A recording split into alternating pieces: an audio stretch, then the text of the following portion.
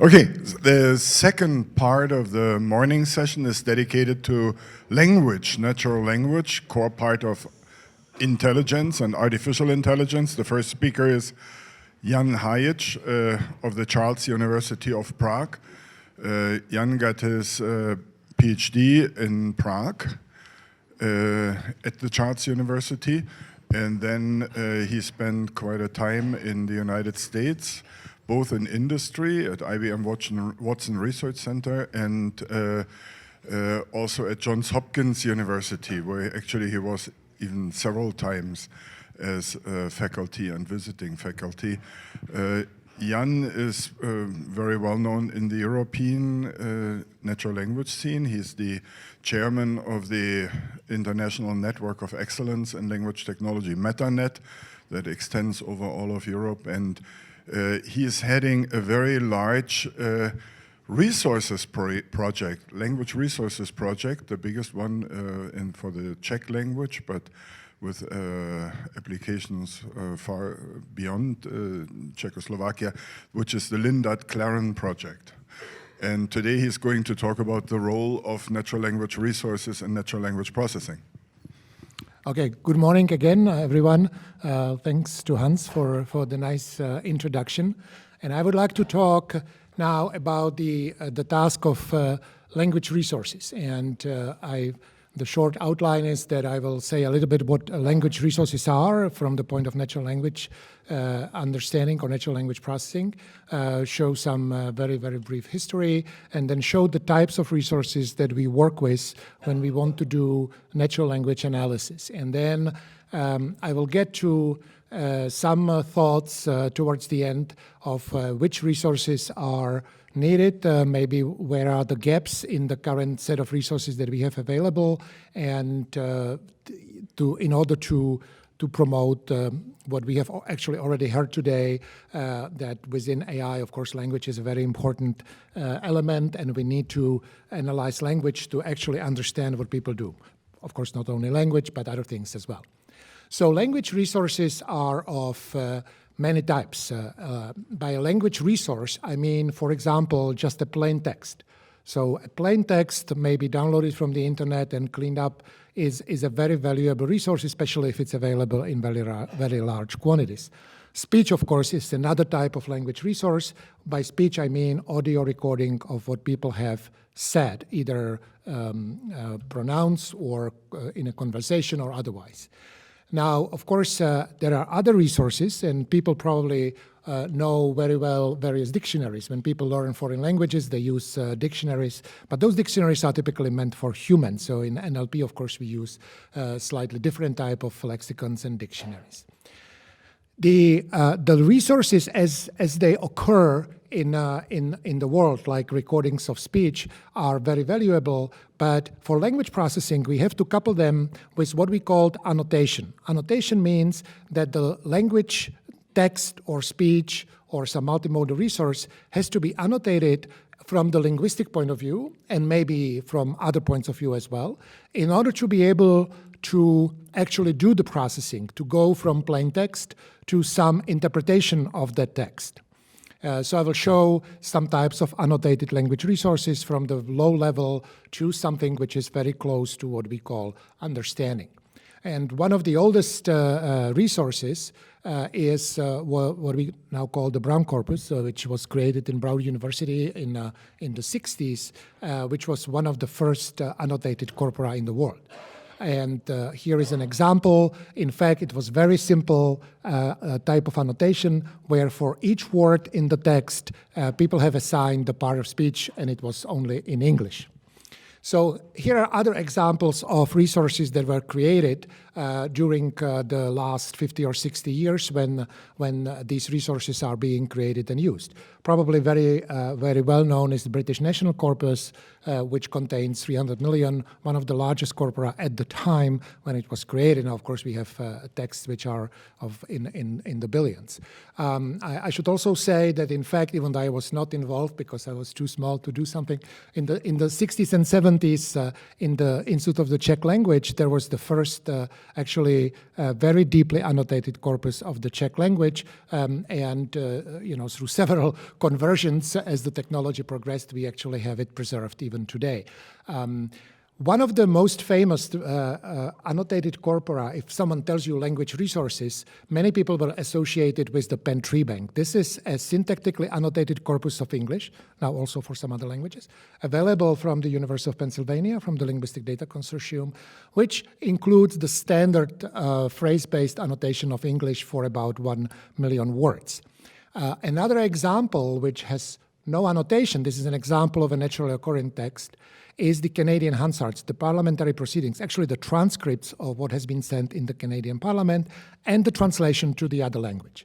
And this resource has a very large significance in the history of natural language processing because it was one of the first corpus used for statistically created system for machine translation, and was at the time when actually I was at IBM when this corpus was used for statistical learning of machine translation.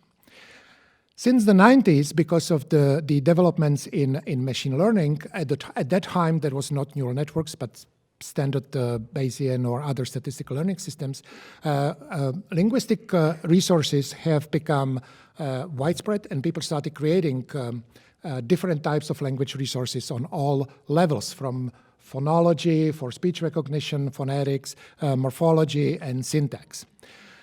Now, for syntactic analysis, which is still considered one of the core tasks in natural language processing, because it is believed that when we know the grammatical structure of the sentence, then we can go ahead and move to understanding of that sentence. Now, of course, today we might take this with some grain of salt, because we have, of course, systems which do not need syntax, and yet they behave quite well, like machine translation. But still, people try to do one important step, namely to make this syntactic representation more universal than the original formulations, which were largely developed for English. So this is an example of so-called dependency syntax, which has been developed. There are various theories of it, starting also in the 60s and 70s, but there were very few resources. And one of the efforts which started a couple of years ago is called Universal Dependencies. So it has the word dependencies. And the goals are various, because there were many people who put together their availability to create this multilingual and uniformly represented syntactic corpus, but the main ones are to have something which will work across languages. So because language, if you look at it from the AI perspective, in AI, if you have image recognition and someone does it in one country, someone else can use it in a different country. There is almost no need for any type of translation. Pictures are the same across languages, but language is different. We have 7,000 languages in the world. Even the European languages, there are 24 languages, just official languages. There are 60 languages spoken in Europe, and widely spoken in Europe. And it looks like that we have to have something different for each of those languages. So if there is at least a common scheme how to linguistically analyze those languages into a single representation, it might help. Regardless whether we, in the end, actually do need language syntax or not, it is certainly an interesting effort which can be then repeated at other levels of language analysis. So Universal Dependencies started in 2014. They were multilingual by design. They tried to map existing resources in the world to one common scheme. And it was, I would say, very successful, because now we have over 130 different tree banks in 80 plus languages available. And as Hans said, we are running this research infrastructure where we have lots of resources, but we are the primary channel for distribution of those resources. So if you can download them. They are all available for research. About half of them is also available for building commercial systems for free. This effort has been also reflected in various competitions. So now we can say, whatever that number means, that people can now analyze syntax of at least those languages available in the universal dependencies, with about 88% accuracy on average. I mean, this number has to be interpreted as well. It's not great. We would like to have more, because the part of speech, as I showed the Brown corpus, the historical corpus, we can now do with 97, 98 accuracy, which is close to human performance on the task, which is also good for commercial applications. Now, so for syntax, we are not that good, but the question is, of course, how much of that we actually need for any particular application. This is the scheme. It's slightly different than the picture I showed before. Universal dependencies standard visualization is that we keep the sentence as it is and then make links with the grammatical functions on them. So this is the annotation example in which all the 133 banks can be seen and, of course, can be processed by various tools. But as I already mentioned, syntax is only one level of analyzing language. I mean, the grammar doesn't tell us much about who did what to whom, which is sort of one of the basic questions in natural language.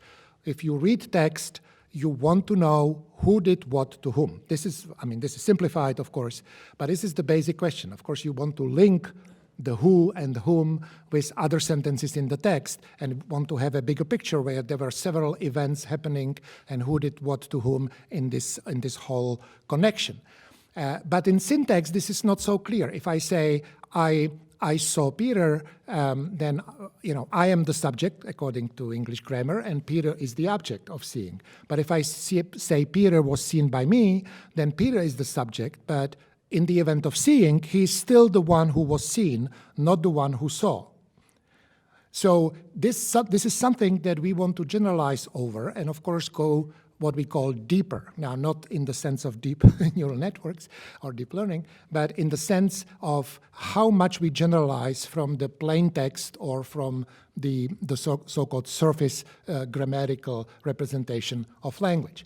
So that's one of the things we did, not only we in Prague, but many people tried to do that. What we did somewhat more was that we started to doing this on a bilingual corpus. So not just for a single language, but trying to use sort of the same representation for two languages. In this case, actually for a translation, so that we can directly compare one sentence and its counterpart, which presumably has the same meaning as the original one, using one style of representation. We call this the Prague Czech English dependency tree bank, and here is the scheme. You don't have to understand the details, but the basis for the representation is that it is still linguistically based, but it's much closer to this who did what to whom mantra that we want to get closer to. So, for example, as one very small example, in this representation, even though it looks like the dependency syntax representation, there are no prepositions in the scheme. The prepositions serve a semantic function in many languages, as well as, for example, inflection in other languages or words in yet another language. And they are replaced by semantic relations, by a finite set of defined relations, by which we want to abstract from the way that different languages do the sort of the same semantic relation in their grammars and their surface text.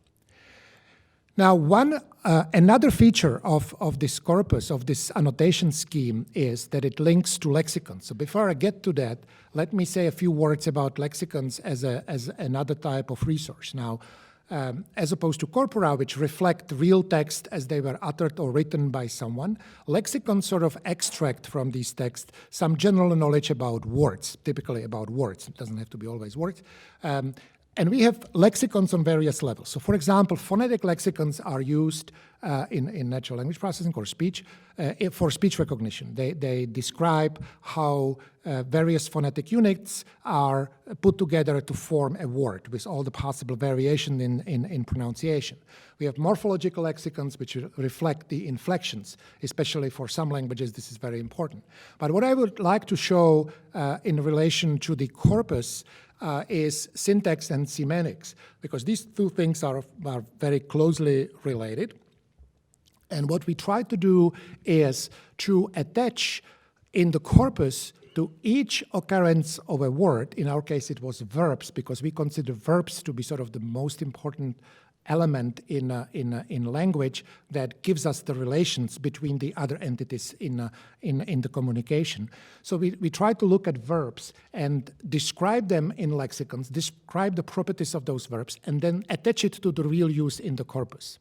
So this is again the same picture as I showed a couple of slides ago, and here is the attachment of those lexicon entries to both the English side and the Czech side. So we have a lexicon of verbs which describes syntactic and partially also semantic behavior, not so much semantic but syntactic. But they also distinguish verb senses, maybe not with very high granularity. They reflect the verb sense difference as long as we needed it from the syntactic point of view. So in any case, each verb in the corpus is linked to this lexicon. So we can learn now, of course, by using the sophisticated machine learning methods, things like verb sense disambiguation or which argument belongs to the verb in the sentence and other things. And of course, these lexicons could be in principle extracted from the data, but they were manually built to weed out all the noise and everything that was found in the text. But having a syntactic lexicon like this, which describes maybe very well the syntactic behavior of those verbs, is not enough. So we are now, this is still work in progress, we are now trying to put much more semantics into the lexicon. So for example, one of the things which we do not have in the data, and I would say almost no one has today, is that we do not connect two occurrences of a verb together even if they are synonymous. So you might have a text where someone says, I said yesterday that, and then, and someone else says, I announced, and these two are essentially the same things, same event types of transferring information from me to someone else. And we would like to know that these two things are the same. Not necessarily that they describe the same event, but at least that they describe the same event type. And of course, everyone knows what synonyms are. We have the Roget-Taurus, we have WordNet, we have PableNet, we have all kinds of things. But we wanted to connect it to the syntactic behavior as well. Again, both for linguistic research, but also for possibly automatically learning how, for example, a sentence should be formed when we know the basic concept of saying, for example, and we know what the arguments of that are. So this is the lexicon. Again, we are trying to do it multilingual from the start. Of course, originally we only do two languages, Czech and English, because we have the data on which we can test the things. There is this, in WordNet terminology, this will be called a synset. We have both Czech and English verbs inside, and we plan to add more languages. And one of such classes shares semantic roles. I mean, the arguments which are inherent for this event type. So this is similar to other approaches, except that we are really putting a weight on sort of the equivalence of those words together. So then we hope that this one class will represent the concepts in event types, as similarly as we represent concepts everywhere. So this is how you can actually look at it. And we also keep links to other similar resources. FrameNet is probably closest. There are other resources which describe verbs in various ways, and then we are trying to do this. This is, of course, a manual process, very time-consuming. We currently have about 200 classes with 2,000 verbs, which cover half of the corpus, but we have to work more to have at least the coverage of the Wall Street Journal. Of course, the lexicon itself would not help us too much if it's not linked back to the corpus. So similar way that we have linked the syntactic lexicons, we are now working on linking the class lexicon back to the corpus. So in this case, instead of just saying that the company is the actor of saying, we will say that the company is the speaker of the event type, which is for transferring information from one person to another or from one organization to another. So now this could be still nice. It will tell us much better who did what to whom, or who said or who transferred what information to whom. But in a way, we now have to have another thing. We have to say what the arguments of that event were, and to actually get to what we call understanding. And this is, I think in most cases, we talk about ontologies. Again, ontologies are sometimes a little bit defined in a fuzzy way, but I would like to have the contrast between lexicons, which are for linguistic processing or language analysis, and then ontologies, which capture the real world. And ontologies typically are not just a set of things. They usually have hierarchies. Sometimes they are closer to knowledge graphs or whatever we call things about word knowledge. The important thing is that ontologies list or connect together concepts. And these concepts, in the end, have to be described in language again, right? Because otherwise we would not understand. We just can't have just an ID for the concept. We have to know what that concept is, at least for the purpose of using the ontologies for annotating data for subsequent machine learning. So this is just how I see the difference between lexicon and ontologies. And of course, we need ontologies for natural language understanding. So again, when I talk about natural language understanding, what I mean is this little bit blue sky thing, which could be also called general or universal language understanding. And this is related to what we heard in the morning about general artificial intelligence. So I'm not talking about particular tasks. I would like to have possibly a device that could understand language exactly the way that people do. And maybe more, because, going back to the airplane example, I mean, of course, maybe computers could understand language better than we do, and based on different principles. So we will see how that happens. I would actually like to add something to the airplane example. Fred Jelinek was, the pioneer in statistical speech recognition, was one of those who was also using this example.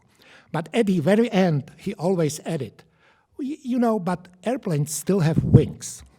I mean, they don't flap, but they have wings.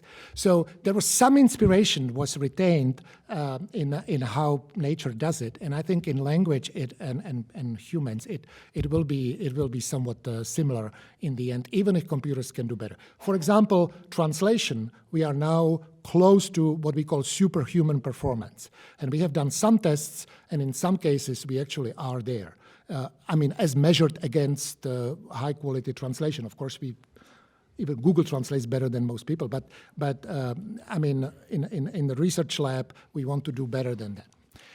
So now, what is the task of language resources on all of this? If I say we need ontologies, well, we still need language resources to analyze language.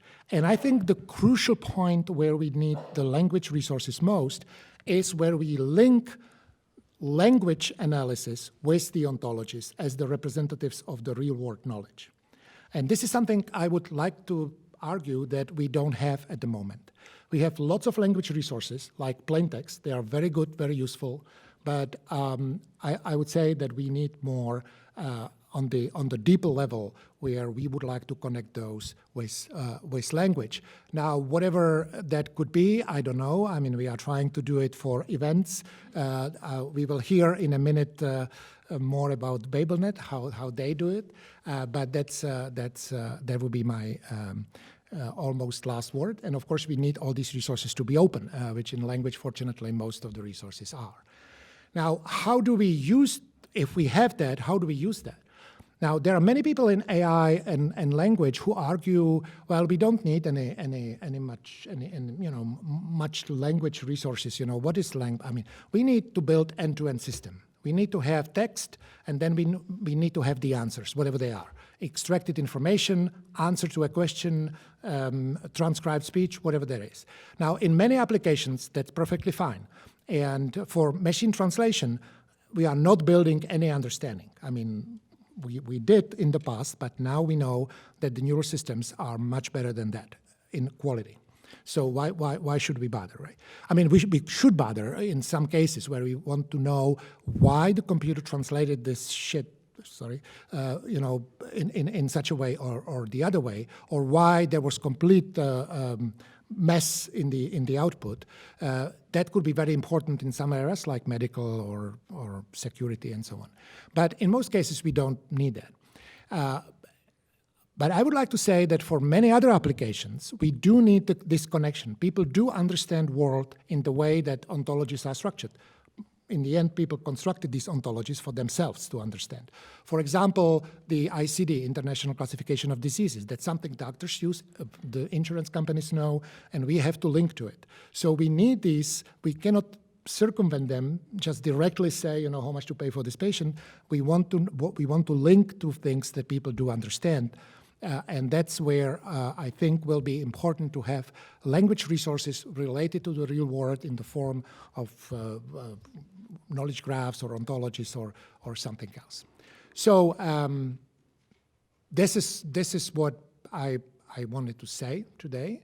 One little thing I wanted to argue for is in my summary, namely that I would like to work on the event types, last word here, because I think there is a gap in the way that language resources are now being created, and that's something I would like to cooperate with anyone who would be interested. So thank you for your attention, and I will be glad to answer any questions.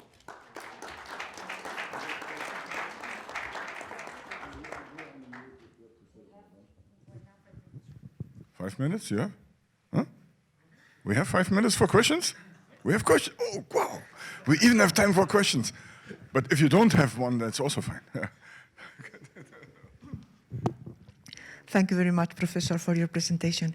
Just a short question. Do you think that ontological aspect is one of the main challenge for artificial intelligence? Well, yes, I think that's clear, and of course I see it from the language processing perspective, but I think it is a big challenge, but I think it's for many bigger problems in AI. It's also a problem. That was an important short question and an important short answer. Do you think that Terry Winograd's book about language as a cognitive process, syntax, he never wrote the second part. Do you think he should now write it? No, semantics. I won't dare to continue Terry Winograd's work. But I mean, we have to see that there was a lot of development, and I think the same people today would probably write their books differently, especially in language. And I do agree that symbolic representation of language is important, but I would say that it is important if it leads to this connection to the real world, which is something that most people, even in computational linguistics, sort of refuse to do, being sort of confined in the language world. And I can pretty well understand it because language is difficult and complex enough by itself. But I think that, at least from today's point of view, the methods that we have available, it is probably of a less importance to know every detail. It is important for linguistic studies, of course. That's completely clear. We shouldn't fold linguistics as such. But maybe it is less important for computational, for natural language processing than it used to be. But what is important and what hasn't been tackled is this connection between the ontologies, real-world knowledge, real-world representation, knowledge representation, and the symbolic methods that are still there, like scheduling and planning. I'm not sure if they will be replaced, and language processing by using what Frank called sub-symbolic, or I would say connectionist or neural network methods. So you. Very happy for you to point out the importance of ontologies and symbolic representations. My sense is that the biggest gap in this space is ontologies for common sense knowledge. So would you agree with that? That the stuff that nobody ever writes down but every child knows, right? If you drop something, it falls down and not up.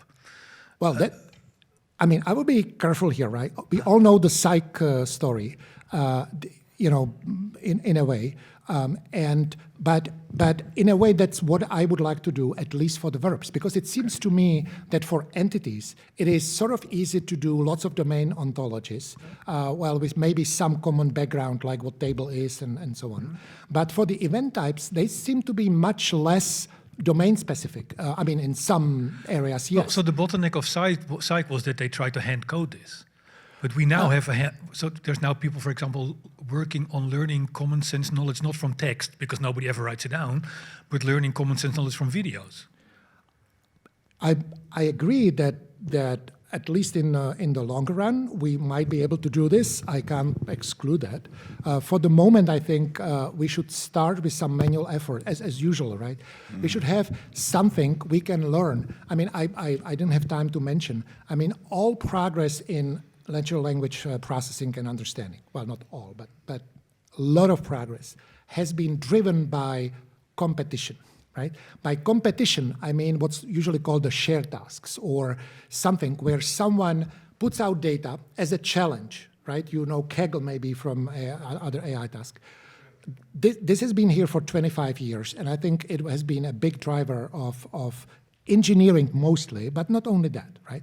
And But you need some data to test these systems. The data might eventually,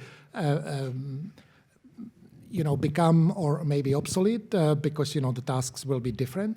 But it will drive some progress. So I think at the beginning we need to have some manual connection, like the ICD. I mean, I would like to see a million medical reports coded by this. I mean, we do have it because of personal data. We don't have it, but things like this would be very important to do, and most of it would have to be done by hand, at least today, right? At least to test the automatic methods, like metrics, right? You have metrics, good metrics, but you always have to find out whether the metric compares to reality, right? Yeah. Thank you so much again.